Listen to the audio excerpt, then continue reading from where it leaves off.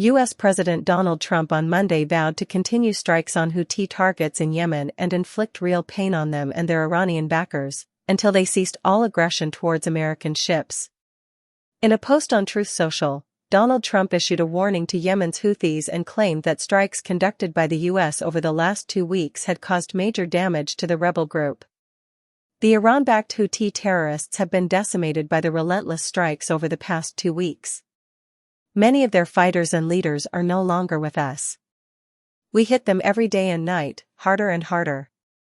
Their capabilities that threaten shipping and the region are rapidly being destroyed, stated Trump. He also said, "Our attacks will continue until they are no longer a threat to freedom of navigation. The choice for the Houthis is clear: stop shooting at U.S. ships, and we will stop shooting at you.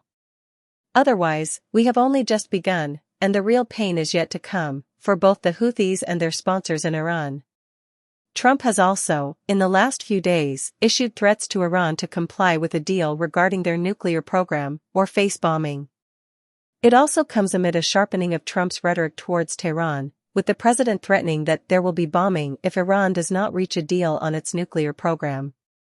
Trump's message was also reposted on the social media platform by U.S. Defense Secretary Pete Hegseth and National Security Advisor Mike Waltz.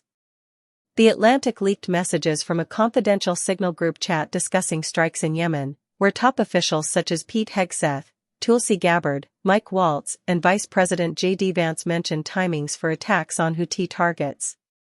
In one of the messages, Defense Secretary Pete Hegseth also spoke about the media strategy that would be employed surrounding the strikes on Yemen. He said, 1. Think messaging is going to be tough no matter what. Nobody knows who the Houthis are, which is why we would need to stay focused on 1. Biden failed, and 2. Iran funded. He added that this was less about the Houthis and more about re-establishing a policy of deterrence unlike former President Biden, and restoring their freedom of navigation, after Houthis targeted U.S. ships in the Red Sea. Details of the types of military aircraft, timings of attacks were also revealed, though the Trump administration has denied that any of the information was sensitive. "This case has been closed here at the White House as far as we are concerned," White House Press Secretary Caroline Leavitt said. Please subscribe to the channel, like and share for more content. However, on the other hand, the Iranian President Masoud Pezeshkian remains reluctant to engage in direct negotiations. On Sunday, Pezeshkian told his cabinet, "Although we have rejected direct talks, indirect negotiations through intermediaries remain open." Iran's distrust stems from Trump's withdrawal from the previous deal and the subsequent harsh sanctions. Iranian leaders believe that only indirect talks can ensure that Washington is serious about honoring any future agreement. Trump has hinted at using secondary tariffs as a pressure tactic. These tariffs, which target foreign companies conducting business with Iran, were a powerful tool during Trump's first term. They isolated Iran economically and forced Tehran to reconsider its stance. If imposed again, secondary tariffs could further cripple Iran's already struggling economy, which has been plagued by high inflation and a sharp decline in currency value. Iran isn't taking Trump's threats lightly. According to a Tehran Times report, Iran has prepared a large arsenal of missiles in underground facilities across the country. These missiles are ready for launch and are positioned to respond decisively to any U.S. aggression.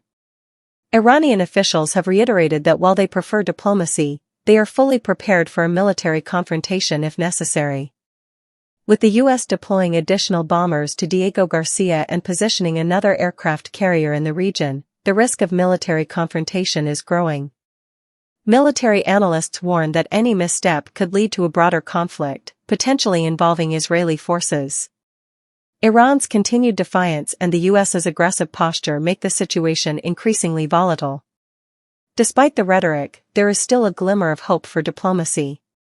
Pezeshkian has left the door open for indirect negotiations through intermediaries, allowing room for de-escalation. However, Iran insists that Washington must first rectify its past actions and rebuild trust before any meaningful agreement can be reached. As tensions simmer, the coming weeks will be critical for U.S.-Iran relations. Whether through indirect diplomacy or economic coercion, both sides face a pivotal moment that could determine the trajectory of Middle Eastern stability.